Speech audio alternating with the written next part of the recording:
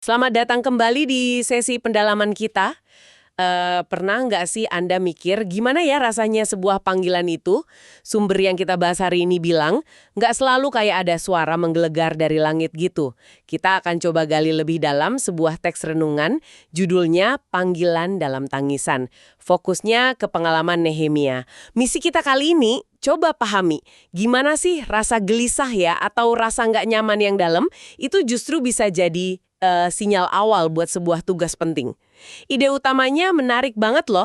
Katanya panggilan Tuhan itu bisa aja dimulai dari apa yang disebut sumber ini, ketidakpuasan yang kudus atau holy discontent.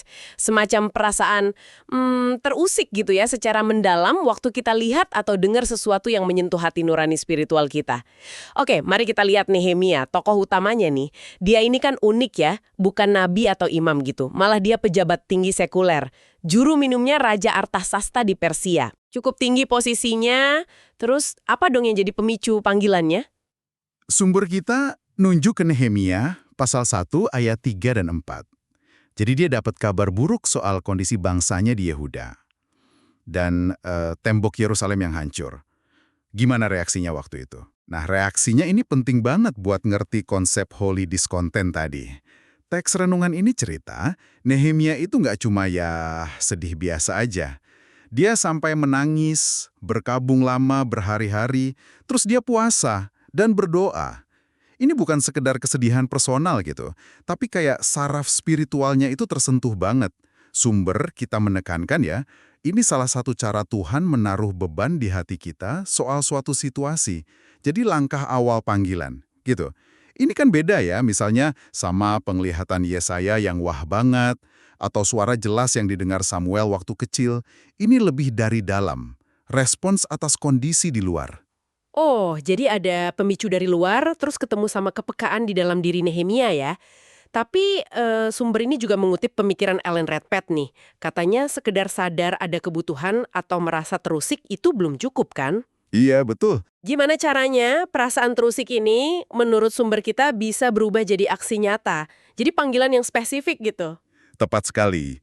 Sumber ini menekankan banget soal proses transformasi lewat doa yang persisten, nggak sebentar. Jadi keresahan itu, beban hati itu perlu terus-menerus dibawa ke hadapan Tuhan dalam doa. Tujuannya apa? Supaya rasa pedih karena lihat kondisi itu nggak hilang gitu aja. Tapi diolah sama Tuhan jadi sebuah beban spesifik di jiwa kita. Yang akhirnya dorong kita buat ambil tugas tertentu.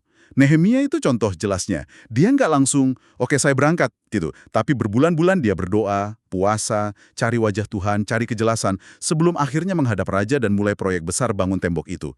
Jadi doa itu kayak inkubatornya ya, mengubah kepedihan jadi sebuah misi. Inkubator ya.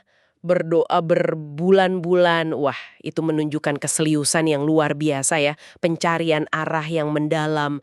Tapi sumber ini juga jujur nih, setelah Nehemia bergerak pun jalannya nggak mulus-mulus aja kan? Oh iya banget, Apakah ini juga bagian dari pola panggilan yang digambarkan di sini? betul sekali. Teks renungan ini nyebutin secara jelas kok soal adanya oposisi, tantangan berat yang dihadapi Nehemia waktu jalanin misinya. Ada Sanbalat, Tobia, wah itu mereka ngejek, ngancem, pokoknya berusaha gagalin usaha Nehemia.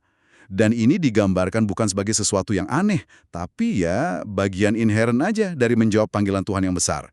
Justru di situ butuh komitmen, ketekunan, terus bergantung sama Tuhan di tengah kesulitan itu. Jadi penting banget. Tantangan itu seolah jadi ujian gitu ya, seberapa dalam komitmen kita sama beban awal tadi. Dan ini sama ya sekedar rasa frustrasi biasa aja atau ketidakpuasan pribadi gitu. Iya, iya. Apa ciri khasnya menurut sumber ini? Nah, sumber ini ngajak kita kembali ke intinya, holy discontent itu. Rasa nggak nyaman itu nyambungnya erat sama hal-hal yang bikin Tuhan sedih.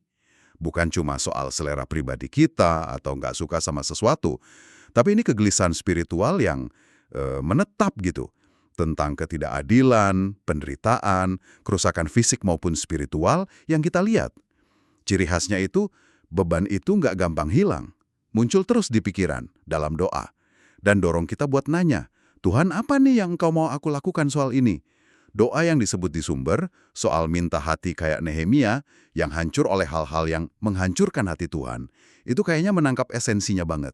Jadi kuncinya di kepekaan ya. kepekaan terhadap apa yang penting buat Tuhan, terus diolah lewat doa, dan akhirnya butuh komitmen. Bener. Kalau kita coba rangkum intinya ya, panggilan itu seringnya nggak datang kayak instruksi tiba-tiba gitu, tapi tumbuh dari beban hati yang mendalam atas sebuah kebutuhan yang nyata di depan mata. Proses ini butuh doa yang tekun, penyesuaian prioritas hidup kita biar sejalan sama maunya Tuhan, dan kadang-kadang perlu puasa juga untuk mempertajam kepekaan dan dapat kejelasan soal tugasnya. Oke, sebagai penutup nih, ada kutipan hikmat hari ini dari sumber yang menurut saya kuat banget buat Anda bawa pulang.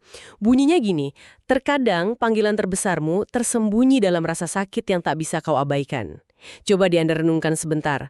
Ada nggak sih rasa sakit atau beban atau kegelisahan yang hadir terus-menerus dalam hidup Anda belakangan ini? Sesuatu yang kayaknya, gak bisa Anda cuekin gitu aja?